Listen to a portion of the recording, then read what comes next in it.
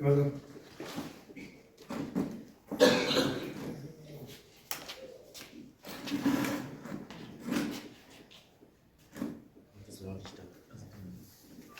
mina pamberi pedera mambo mtasa. Mina pamberi pedera mtasa. Yesu kutana mchukwadi.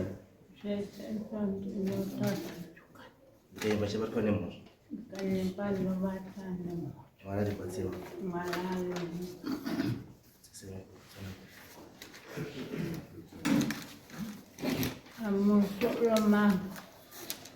Ngata takun. Dakasha. Newton. Saka. Dini mali tina samuna. Garai mali.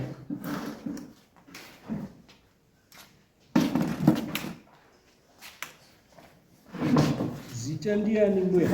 Mali tina samuna.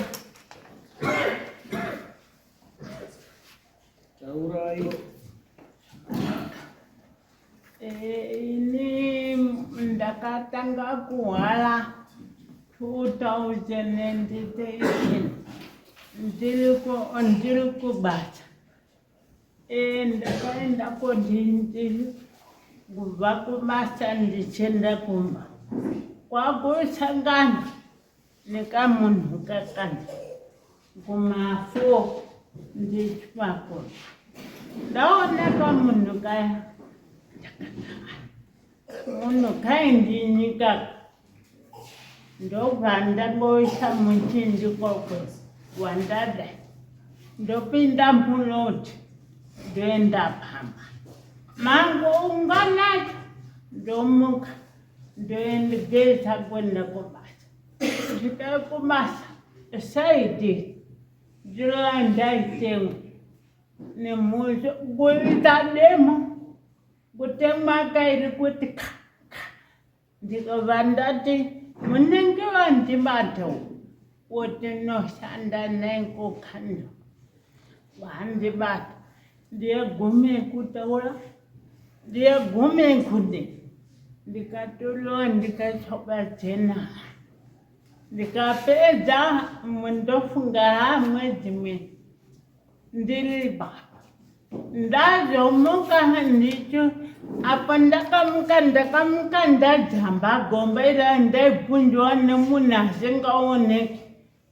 mune ati ndiuri waunjiwa nani kuno ndaingogona basi kusvikira akati muna kunze kuno unomunzwa ndichiramba kuti handimuziva handikouindano ndikati munun'una ndikanzoo manda una ipapa chikanjimira ipapa ndichi mira ndoto mira akundamira paya kwakunji ndakataura zvakawanda ndingapedza nguva zvikanjimira ipapa chinguva ndikuvaka ndakanyekuda kunemba yako dzamba gomberi kuri gomo iri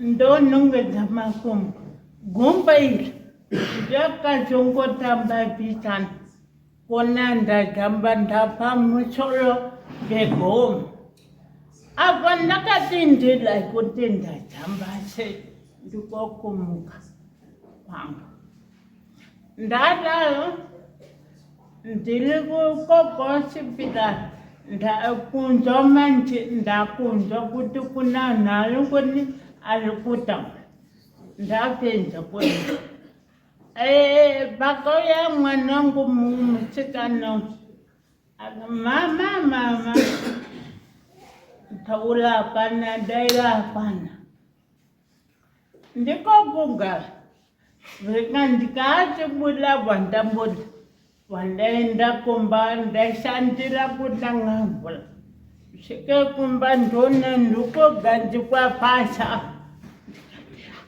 mwana uyu ari kundisa mumba andimangupa vauya vati chani mama ndakandoradzikwa ndigari andini kwakutete akata mai takaona kuti timutaurire kuti mai mbava dzakaba nazvi kulangwa ngane mani mfumo basi gada langu mwi kushuka munung'una kuchipingi umashile make auya amba yai kandefa kuchipingi ndikazova kuchipingi ndakugona kukambela kubata madziro kumia ndauya pamba mwanangu akati mai yamonele ndikada ndakafamba kuchipingi zvese ndakasvinza mwanangu ndiri kufundira kutaura bvandadzoka ndagara pamba nazvo ndichingodaloko kambela kumira nezvinhu ndapedza kudaloko ndipo iye mwana wangu aivatanga kuti iwe uri muloyi wakaula munhume iwe uri muloyi wakaulaya sisiwo ndakatedzanana sisi akafira mako mangu ndichachengetachowala ayo anouya ngelofu akafa mwana baba mai ndini makomba opedza oti ndomulo ndovandanyana handina icho ndakataura ndikati handisati ndagona kutaura ndikagona basi kumanzvi kubuda ndikuenda kwamambo saka ndipo ndakataura iwo ari kuita zvinozvo kulomba kwake deivapa une mushonga wakapfeka ipapa mwana wake ari kundonetsa ndini mulo ndikaenda mwana kakendekitsite ndibodi mutano angaloloa nino kwakutola hoya ndakaenda pange ngechisimba kuti ndoenda papambapa ndoteme mwana nekuti mwana hana chidema ende kufuriwa kaitwa ndima nanasi wese wani basa akazoshinga kuya pambapa anake amwacho kutaulaga kuti magulu takanzi muli muloyi atisviki ana ega inokusvika izvozvi ndikati manju akubuda manje zvakanaka kuenda kwamutari sisi wari kutaura kuti ndini ndakaura ndini ndaichengeta vaketiwa zvakana asi handitaurima nongonyana ngoya mwana wake iye wakafa nenumbujenywana makambomune pimi ekinsidendi inoitika munhu uchiphanduka musoro kutola ulopi makaone ekinsidendi akada nhasi uno mukomana umwato mukuru akatisa kwenda zoni akakweleta malakaini izvo zvali kuhwala manda kwakuti rapisana ikoko asi ndiyakalomba aienda mumunda make kutele kuti fundi kutaura nezvidhoma mumunda make achivauya zvimwe zvacho izvozvi zvitori pamupichisi pamba apanoenda patele kotele achitaura nharo apedza oti ndiye muloye ndakaloya ndikatoora tikanari sisiaonotaura nemulumanga akafuma akafaiji kuti pinge aishanda mugavhumenti nyangwe mukendafa anomutaura kuti chipanga akafuma akafa ende zvanotaura zvokunya baba chebasa zvona ndakabva kuno sadati sandakaya kumba kuti ndakukuponda ndikamuka mande ndikaenda kupolisi akauya akaneta noma icho ndakamuchaisha apa anangu anomula ana mufia wali kutaura acho akasala fo watu akafa na mai na baba. Ndakati anangu muli kuzonaka anditaura muzakanda ndikutaura mune nyaya basi ndiye munhu munangu wacho saka ine ndikudango kuti mutitsvakire munhu ishe anoita kuti munhu hatitochingamidza kundobvunzana ndakatanga ndichachingamidza ada muloyi saka ishe ndauya kuti ndimundidadzere nemunhu. No, pakanaka it's okay. Ndazizwa sunga yangu.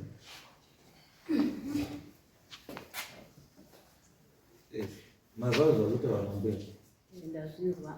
Muri kuti iri. Mambo. Nini hangu Zita ndiani? Ndonzi Evelyn Samunda. Yaya taurwa panapa inini handina kana kumboonazvo. Handina. Chandinoziva ndechekuti akanditi ndiri muroyi. Ndini ndakamuroya kuti astroke. Sezvaataura izvi ichokwadi. Akandinanga kuti uri muroyi. Ende akandinanga tiri kumusha. Wekumusha akati asiyana nazvo murwere tinomuziva. Wachibva wasiyana nazvo. Daka raoma yavo rakatanga 2001. Sisi vari kutaura akafa. Akafa shuwa. Wabereki wangu achiripo wabva wakumbira murume wangu akati tokumbirawo kuti mai Nyasha nababa Nyasha musare newana panapa. Ndimi watiri kuti mai wewana vari pano. Wana vachiri vadoko. Wana vakura mozosiya mwendomba kwenyu usarawo zvionera. Obva asimuka. Vadera mai akati wewe muroyi Satani. Ungataura mudoko uyu kuti aite mai wewana inini mukuru ndiripo. But asi mukuruba. Kune mukuru wa 57. Hana kutaura akanyarara akatukana na mai vakatukana kusvikira akataura kuti iye wamati ngaite mai ndozvoona kuti anopagarere pano kusvikira wabereki vakati no nyaya iri pano ngeyekuti kana zvakudaro wana wacho ngausare wega pano aenda kumba kwake aona chaaona anoyana chachipa wana vari pano shuwa takaparadzana wana wakasara wega tikashorwa Hama dzenyu dziripi muri wewe? Nyamalopa ndiko kutominamatsvayanobacha ine ndakati tututuba Pamusoro. Hama dzenyu dziripi muri wewe? Nyamalopa Nemiwo. tiri vana vemunhu wani tiri kunyamaropa ndokumusha kwedu Saka muri kuya kokumana kuno kumundori wewe. Wamawaripi. Varikumushanisiko kwazongoita nhamo wanga uchitora kuda kuya asi kwaita nhamo wobva watotiti atadza kubudirira kukura. chinedero wamama Chatu kuda manje mbuya. Unoona nyaya yakadai ine kukumana kwemhuri. Handiti. Saka mhuri inofanira kunge iri kwechinzwawo kuti kana paine zvekutaura nemurapira ari kunguti chii kuti munhu wese azive because mukakilera muri two imi muri muchabva moenda kutaura kuti abatwa achinzwi muroyi handiti iye usvikeko kuti ndimi mabatwa saka vanhu vachati chokwadi ndechii tikuti isusu kana muri kufamba muri kubvumana zvemhuri mhuri ngaive iri chii ngaive iri ichinzwawo mhuri nyaya iri kunetsa chii amusora mama taurai mbuya ndakafona kune hanzwa tine one ndiyo ngatsva anoita no zvinobizvawo sakapo ndakamufonera ini kuti iwe ini ndakwenda kwamama konyoresa iwe nehanzva dzakunasicha vatanga kupokoda kuti ina nditongina mamba asili wangu ba ndotongwa kwangu kuno Nyamalo saka ndakamuti zvakanaka ini ndikugara kuno uya ari kuno ndakutanga nyangu ipi wamambo Mutasa ndozouya kuNyamalo pakunasa unyama izvo zvimuri kugara uno ndiri kutanga. Ichikanga ndikwako akusi paChamaropa. Akusi paSaonyama.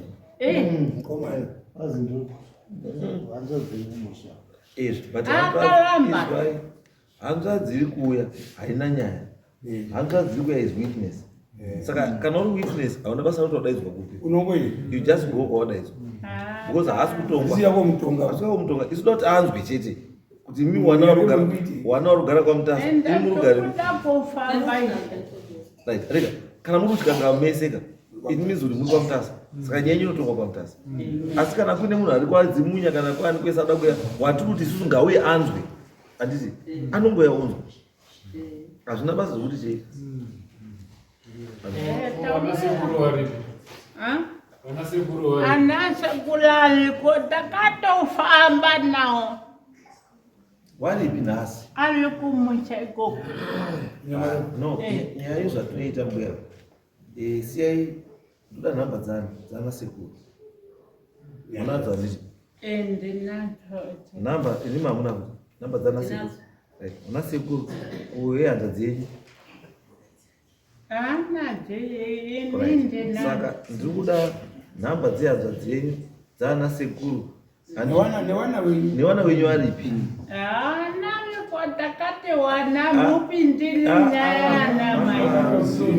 Wana wenyu ngauye toti wanzwe kuti mukwanise kugadzirisana mwanzwe kuti zvakamira sei.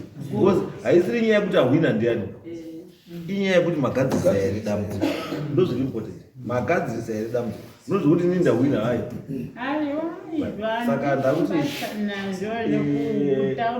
wapei next week ichi ngaiswe pamberi yacho kuswa 9 holiday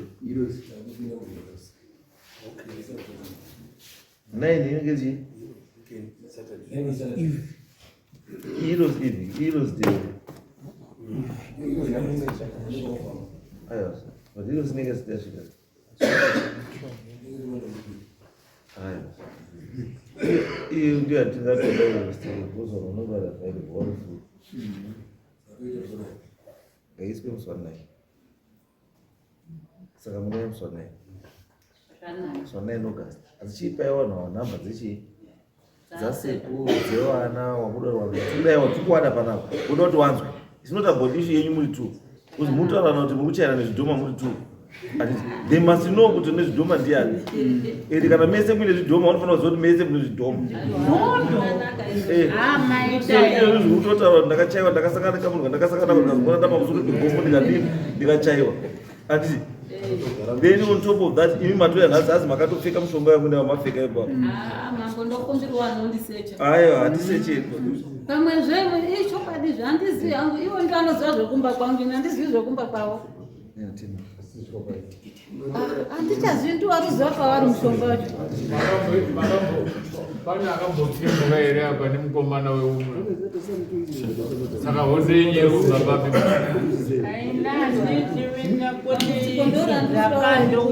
Rakabva paumai vaitirwe kunebelwa beumai kunebelwa mutando wana wauya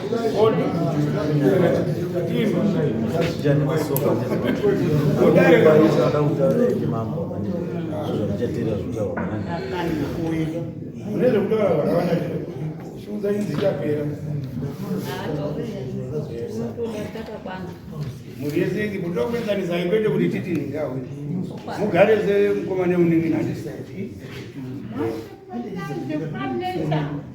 munogarisa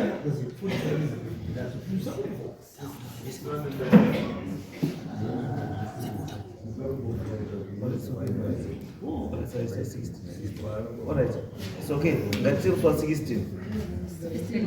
16 mbotsvage mari naiwo watsvage mari mabhazi ainyangu ndinayo